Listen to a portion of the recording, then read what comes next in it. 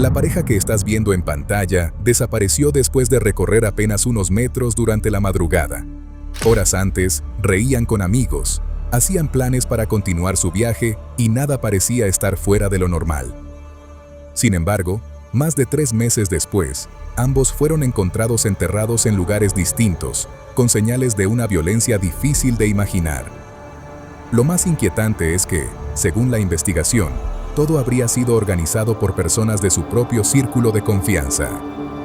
Si quieres descubrir cómo una escapada de fin de semana terminó convirtiéndose en uno de los crímenes más impactantes de Francia, ¿qué ocurrió durante aquellas horas en las que nadie volvió a verlos con vida? ¿Y por qué este caso tardó años en acercarse a un juicio? Acompáñame hasta el final porque cada detalle resulta tan inesperado como estremecedor. El caso de Leslie y Kevin. Todos los días convivimos con la maldad. Somos testigos de la parte más oscura del comportamiento humano. El sufrimiento provocado por un individuo a otros es algo latente en nuestra sociedad. En Investigadores Criminales nos adentraremos en ese lado oscuro de la humanidad. Traeremos a la pantalla los más perversos crímenes y trataremos de entrar en la mente de esos seres que cometen los más terribles actos. Yo soy Guillermo y el día de hoy te traigo otro caso más. Pero antes de comenzar quiero que me digas desde dónde nos estás viendo. Nos gusta mucho saber hasta dónde llegan estas historias. Tampoco olvides dejar tu me gusta y compartir este video si crees que a alguien más le puede interesar. Y ahora sí, comencemos. El 3 de marzo de 2023, varios agentes de la Gendarmería francesa llegaron hasta un terreno rural de la comuna de Puyrault, tras recibir información obtenida durante una serie de interrogatorios. Durante semanas habían seguido decenas de pistas sin éxito, pero aquella mañana, la investigación tomó un rumbo definitivo. Mientras excavaban en un campo, apareció un cuerpo enterrado de forma clandestina. Horas después, las pruebas confirmarían que pertenecía a Kevin Trompat, un joven de apenas 21 años que llevaba más de 3 meses desaparecido. Al día siguiente, otro operativo condujo a los investigadores hasta un bosque de Birsay, a pocos kilómetros del primer hallazgo. Allí encontraron un segundo cuerpo oculto bajo tierra. Las pruebas de ADN confirmaron que era Leslie Herbeck, de 22 años. La pareja había desaparecido durante la madrugada del 26 de noviembre de 2022, más de 3 meses antes de su hallazgo, sin dejar rastro. Y desde entonces familiares, voluntarios y policías habían recorrido cientos de kilómetros buscándolos con vida. Las autopsias revelaron la brutalidad del crimen. Ambos presentaban múltiples fracturas, profundas heridas provocadas por armas contundentes y objetos cortantes, además de una enorme pérdida de sangre que terminó causando sus muertes. Nada indicaba que se hubiera tratado de un ataque improvisado. Todo apuntaba a una agresión extremadamente violenta. La pregunta que quedaba era cómo una pareja terminó enterrada en 2 lugares distintos, a más de 90 kilómetros del sitio donde fue vista por última vez. Mucho antes de convertirse en protagonista de uno de los casos criminales más conocidos de Francia, Leslie era una joven llena de proyectos. Tenía 22 años, era extrovertida, sociable y hacía amigos con facilidad. Quienes la conocían la describían como alguien alegre, acostumbrada a disfrutar de reuniones con amigos y siempre dispuesta a ayudar a los demás. Su vida también había estado marcada por momentos difíciles. Años antes había perdido a su madre, una ausencia que nunca logró superar del todo. Mantenía una relación muy cercana con su hermano gemelo, quien se convirtió en uno de sus mayores apoyos después de aquella pérdida.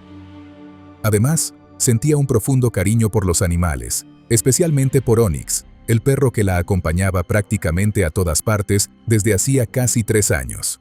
Leslie había decidido construir su propio futuro. Creó una pequeña empresa de pintura para viviendas y edificios comerciales llamada LH Pintura, utilizando las iniciales de su nombre y apellido como símbolo del proyecto que soñaba hacer crecer. Meses antes también había puesto fin a un matrimonio que ya no funcionaba y, tras aquella separación, comenzó una nueva etapa personal que cambiaría completamente el rumbo de su vida. Kevin Trompat tenía 21 años y, al igual que Leslie, atravesaba un momento de cambios. Su infancia estuvo lejos de ser sencilla. Cuando era pequeño, su padre fue enviado a prisión, y aquella situación obligó a la familia a enfrentar numerosas dificultades económicas y personales. Desde muy joven aprendió a resolver sus problemas prácticamente por sí mismo. Amaba la naturaleza, disfrutaba las caminatas al aire libre y soñaba con iniciar un nuevo proyecto laboral. Aunque se encontraba desempleado, había comprado una furgoneta que estaba acondicionando para convertirla en una herramienta de trabajo. Tenía la esperanza de que aquel vehículo le permitiera empezar de nuevo y alcanzar una mayor estabilidad económica. Kevin conoció a Leslie en octubre de 2022 gracias a un amigo en común llamado Tom Truillet. La conexión entre ambos fue inmediata, y apenas unas semanas después, comenzaron una relación. Compartían el gusto por viajar, hacer senderismo y pasar tiempo con Onyx. A finales de noviembre, Kevin y Leslie decidieron tomarse unos días de descanso. El plan era pasar el 25, 26 y 27 de noviembre recorriendo varias localidades francesas antes de continuar hacia Burdeos. Para comenzar el viaje llegaron a la pequeña comuna de Prahec, en el departamento de Deux-Sèvres, un lugar tranquilo de poco más de 2.000 habitantes donde ambos tenían amigos. La tarde del 25 de noviembre, alrededor de las 5:30, llegaron en la furgoneta que Leslie utilizaba para su empresa. Primero dejaron algunas pertenencias, y a Onyx en la casa de su amigo Tom, que les había prestado su vivienda para pasar la noche, quien era, por cierto, el mismo Tom que los había presentado al inicio de su relación. Después caminaron apenas unos metros hasta la casa de Nicolas Renu, amigo de Kevin, donde pensaban pasar unas horas antes de regresar a descansar. Durante la noche, Kevin y Leslie permanecieron varias horas en la casa de Nicolas. Conversaron, compartieron la velada, y cuando ya eran cerca de las 3 de la madrugada del 26, Nicolas les propuso quedarse a dormir allí. Ellos rechazaron la invitación porque la vivienda de Tom estaba prácticamente enfrente y ya tenían previsto pasar la noche en ese lugar. La pareja salió de la casa junto a Onyx y comenzó a recorrer la corta distancia que separaba ambas viviendas. Apenas eran unos 10 metros. En condiciones normales habrían tardado menos de 1 minuto en llegar. Sin embargo, nunca volvieron a ser vistos. Las horas comenzaron a pasar sin que Kevin ni Leslie respondieran llamadas o mensajes. Aquella falta de comunicación resultó completamente inusual para sus familiares, quienes decidieron acudir a las autoridades para denunciar la desaparición. Desde ese momento comenzaron las primeras búsquedas, mientras amigos y familiares intentaban reconstruir los últimos movimientos conocidos de la pareja. Durante semanas no apareció una sola pista capaz de explicar qué había ocurrido entre la puerta de la casa de Nicolas y la vivienda de Tom. Lo único claro era que Kevin, Leslie y Onyx se habían desvanecido sin dejar rastro. Ante esa incertidumbre, las autoridades comenzaron una investigación que poco a poco iría descartando hipótesis y reuniendo las primeras evidencias. Los investigadores comenzaron entrevistando a las 2 últimas personas que habían estado con la pareja. Nicolas explicó que Kevin y Leslie abandonaron su casa alrededor de las 3 de la madrugada para regresar a la vivienda de Tom, donde pensaban dormir. Aseguró que ambos se marcharon acompañados por Onyx y que no volvió a saber de ellos. Tom, por su parte, declaró que aquella noche había salido hacia una fiesta en la ciudad de La Crèche, después de dejarles las llaves de su casa. Según su versión, cuando regresó descubrió que la pareja ya no estaba. Explicó que únicamente encontró una chaqueta olvidada en el interior de la vivienda, prenda que fue recogida por la policía para su análisis. Los agentes registraron tanto la casa de Nicolas como la de Tom utilizando luminol y otros reactivos para detectar posibles rastros de sangre o indicios de violencia. También entrevistaron a vecinos de la calle, pero ninguno dijo haber escuchado gritos, peleas o movimientos extraños durante aquella madrugada. En un primer momento incluso se contempló la posibilidad de que Kevin y Leslie hubieran desaparecido por decisión propia, aunque esa teoría comenzó a perder fuerza conforme avanzaban las diligencias. Las autoridades inspeccionaron los vehículos de la pareja buscando cualquier indicio que ayudara a explicar la desaparición. Revisaron la camioneta de Leslie, con la que ambos habían viajado hasta el lugar de la desaparición, así como la que Kevin estaba acondicionando. Ninguno de los dos vehículos presentaba señales de violencia ni contenía elementos que orientaran la investigación. Mientras tanto, equipos especializados recorrieron durante varios días bosques, caminos rurales, ríos y lagunas cercanas. Participaron perros rastreadores, buzos, voluntarios y familiares, pero no apareció ningún rastro de Kevin, Leslie ni de Onyx. También se analizó la posibilidad de que la pareja hubiera sufrido un atropello y que el responsable hubiera ocultado los cuerpos, aunque la ausencia de marcas de frenado, restos de vehículos o cualquier evidencia física hizo que esa hipótesis fuera descartada. Una información aportada por Karine Pratt, madrastra de Kevin, comenzó a llamar especialmente la atención de los investigadores. Ella confirmó que, poco antes de la desaparición, Kevin llevaba consigo 10.000 euros destinados a la compra de un vehículo. Ese dinero tampoco apareció durante los registros realizados hasta ese momento, por lo que los agentes empezaron a considerar que el aspecto económico podía guardar relación con lo ocurrido. La mujer recordó que Kevin parecía inquieto y le comentó que tenía la impresión de que varios hombres en un automóvil lo estaban siguiendo. Tras dejar a la pareja en la casa de Tom, Karine regresó a su ciudad. Con el paso de los días comenzaron a surgir nuevas pistas. 12 horas después de la desaparición, el teléfono de Leslie emitió una señal que fue localizada en una población situada a unos 14 kilómetros de Prague. Los investigadores acudieron al lugar. Realizaron nuevas búsquedas y entrevistaron a vecinos, pero nadie había visto a la pareja. 3 días después ocurrió algo similar con el teléfono de Kevin. Esta vez la señal procedía de otra localidad ubicada a más de 80 kilómetros del punto donde habían desaparecido. De nuevo se desplegaron operativos y se recopilaron testimonios, aunque el resultado fue el mismo. El caso comenzó a difundirse por toda Francia, y las autoridades solicitaron públicamente la colaboración ciudadana. La respuesta llegó el 8 de diciembre, cuando un trabajador de una planta de reciclaje informó haber encontrado varios objetos pertenecientes a Kevin y Leslie dentro de un contenedor situado a más de 90 kilómetros del sitio de la búsqueda. Entre las pertenencias aparecieron documentos personales, ropa, herramientas de pintura utilizadas por Leslie y otros efectos que fueron reconocidos por las familias. A partir de ese hallazgo, la hipótesis de una desaparición voluntaria quedó prácticamente descartada, y la investigación pasó a centrarse en la posibilidad de que ambos hubieran sido víctimas de un delito. El 12 de diciembre, la Fiscalía francesa abrió oficialmente una investigación por secuestro. Para ese momento, las pertenencias encontradas en la planta de reciclaje habían convencido a los investigadores de que Kevin y Leslie difícilmente habrían abandonado voluntariamente sus documentos, su ropa y los materiales de trabajo de Leslie. La prioridad pasó a ser localizar a la pareja lo antes posible. Las semanas siguientes estuvieron marcadas por la desesperación de las familias. La Navidad y el Año Nuevo transcurrieron sin noticias de Kevin, Leslie ni de Onyx. A comienzos de enero de 2023, apareció el cadáver de un perro cerca de la zona donde habían desaparecido. El estado de descomposición impedía confirmar científicamente su identidad, pero el tamaño y el pelaje coincidían con los de Onyx. Para los familiares, aquella posibilidad resultó devastadora. A pesar del paso del tiempo, continuaron organizándose batidas con decenas de voluntarios. Amigos, familiares y vecinos recorrieron nuevamente bosques y caminos rurales sin obtener resultados. Mientras tanto, los investigadores seguían revisando una y otra vez las declaraciones de quienes habían visto por última vez a la pareja. Fue entonces cuando comenzaron a detectar contradicciones en el testimonio de Tom, el amigo que les había prestado su casa.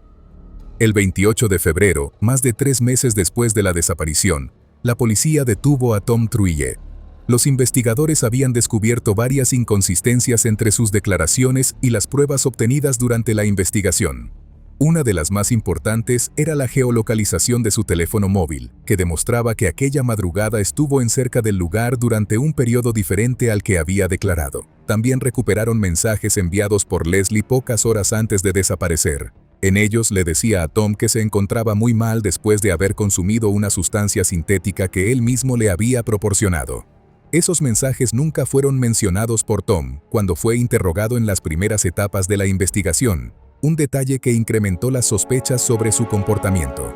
Al profundizar en su relación con Leslie, los investigadores descubrieron otro elemento relevante.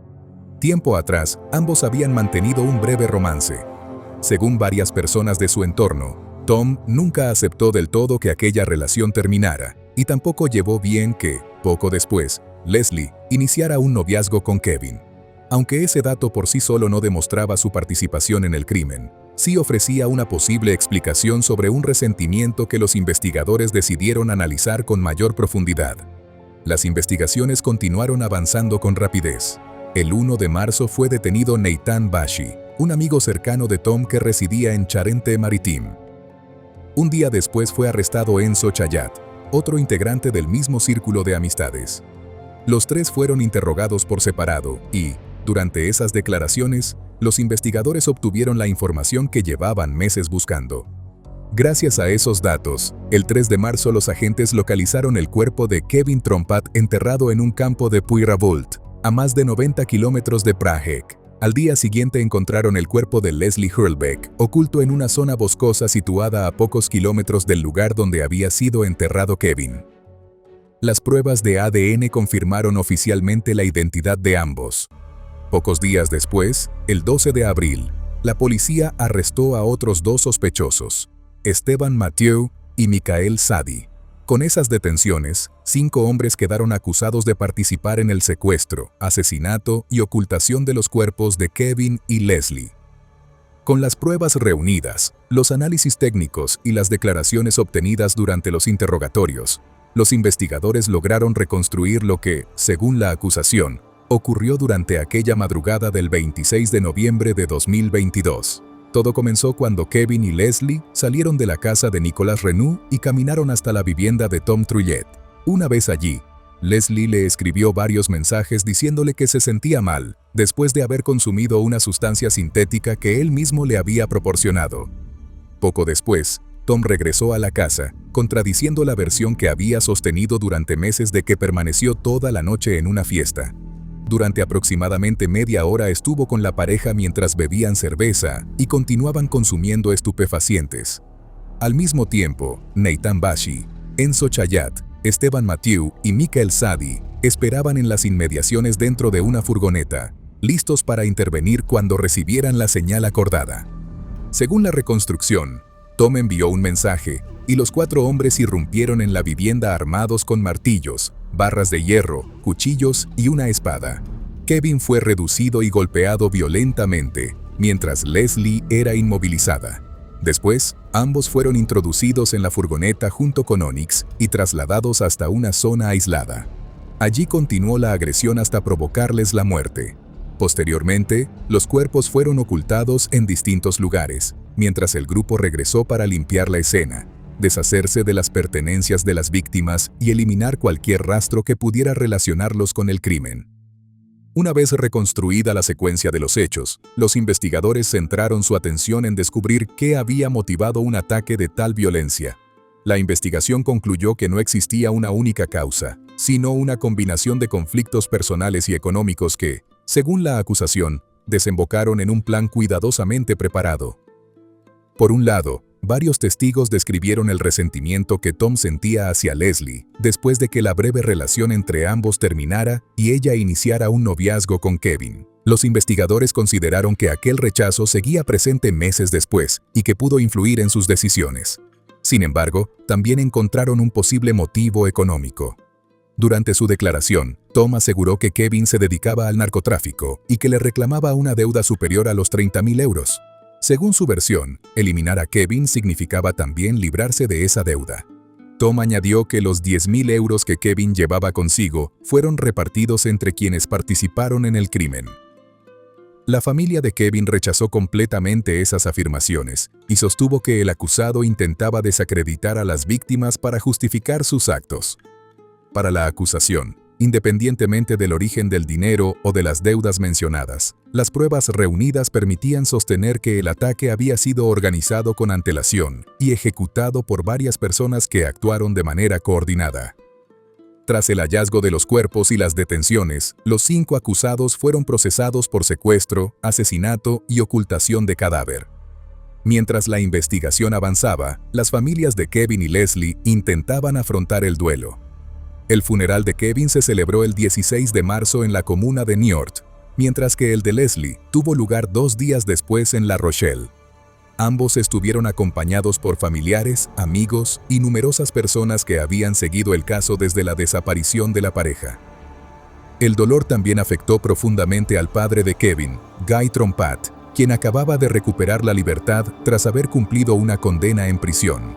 Organizó una marcha en memoria de su hijo y de Leslie, pero poco después fue detenido bajo la sospecha de haber planeado una represalia contra los 5 acusados.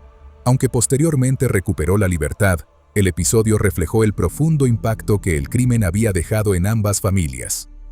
Mientras tanto, el proceso judicial continuó su curso. En marzo de 2025, Nathan Bashi obtuvo la libertad provisional debido a un error procesal relacionado con la notificación de una audiencia. La decisión provocó indignación entre los familiares de las víctimas, aunque el acusado quedó sometido a diversas medidas judiciales mientras esperaba la celebración del juicio junto con el resto de los implicados. Después de varios años de investigación, recursos judiciales y retrasos procesales, el caso continúa avanzando, aunque todavía no existe una sentencia definitiva. En septiembre de 2025, el juez de instrucción ordenó que los 5 acusados fueran enviados a juicio ante la Corte de lo Penal, al considerar que existían pruebas suficientes para que respondieran por su presunta participación en los hechos. Tom Truille y Nathan Bashi figuran entre los principales acusados de asesinato, mientras que las imputaciones del resto varían según el papel que, presuntamente, desempeñó cada uno durante el crimen y el ocultamiento de los cuerpos. Sin embargo, la defensa de algunos de los acusados presentó nuevos recursos para intentar impedir o retrasar la celebración del juicio. A comienzos de 2026, Enzo y Nathan recurrieron ante la Corte de Casación, lo que volvió a aplazar el proceso. Posteriormente, la justicia ordenó que parte del procedimiento relacionado con Nathan fuera revisado nuevamente debido a cuestiones procesales, por lo que la fecha del juicio volvió a quedar sin definirse. Otro giro ocurrió en marzo de 2026. Nathan, quien había recuperado la libertad provisional un año antes por un error de procedimiento, volvió a ingresar en prisión después de que las autoridades determinaran que había incumplido las condiciones de su control judicial. Mientras tanto, Tom Truille permaneció privado de libertad y los demás acusados continuaron enfrentando el proceso en las condiciones establecidas por la justicia francesa. Hasta la fecha, las familias de Kevin y Leslie siguen esperando que finalmente se celebre el juicio que permita esclarecer de manera definitiva todas las responsabilidades y conocer la sentencia contra los implicados. Han pasado varios años desde aquella madrugada en la que Kevin Trompat y Leslie Hurlbeck recorrieron apenas unos metros creyendo que estaban a punto de terminar una noche cualquiera.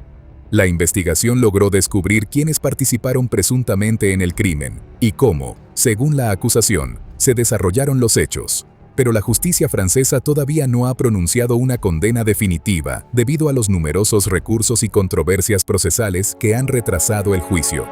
Mientras ese proceso continúa, las familias de Kevin y Leslie siguen esperando que llegue el día en que un tribunal determine la responsabilidad de cada uno de los acusados. También permanece sin una respuesta definitiva el destino de Onyx, el perro que acompañó a la pareja aquella noche y que nunca volvió a aparecer con vida de forma oficialmente confirmada. Lo que comenzó como la desaparición de 2 jóvenes, terminó convirtiéndose en uno de los casos criminales más impactantes de los últimos años en Francia, un caso que aún espera escribir su último capítulo. La historia de Kevin y Leslie también deja una reflexión sobre el peligro de depositar la confianza en las personas equivocadas. Compartían una noche con alguien a quien consideraban un amigo, alguien que conocía sus planes, sus movimientos, e incluso tenía acceso a su intimidad.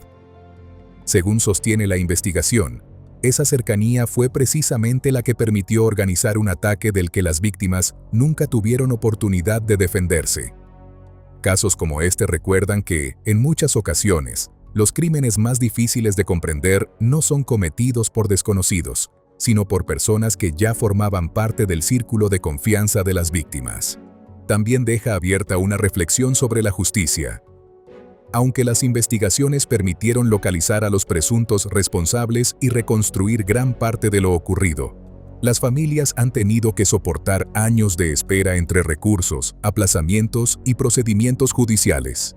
Para quienes perdieron a Kevin y Leslie, el hallazgo de los cuerpos no significó el final de su sufrimiento, sino el comienzo de otra larga espera, la de una sentencia definitiva que cierre, al menos en parte, uno de los capítulos más dolorosos de sus vidas.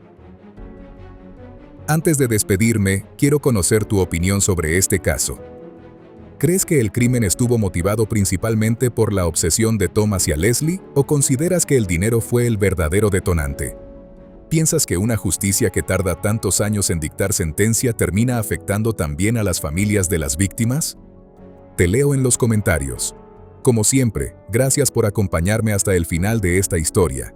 Nos vemos en el próximo caso.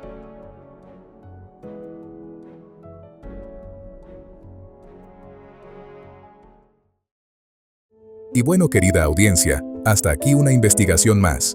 ¿Qué opinan del caso de hoy? Nos gustaría mucho leer sus comentarios, ya que su opinión sobre los casos es muy importante para nosotros. Recuerden siempre hacerlo con el máximo respeto posible, tanto para la víctima como para los demás espectadores y nosotros que los estaremos leyendo. Antes de irte, deja tu me gusta y suscríbete si aún no lo estás. Tampoco te olvides de compartir este video si crees que a alguien que conoces le puede interesar. Nos vemos hasta otra investigación criminal. Adiós.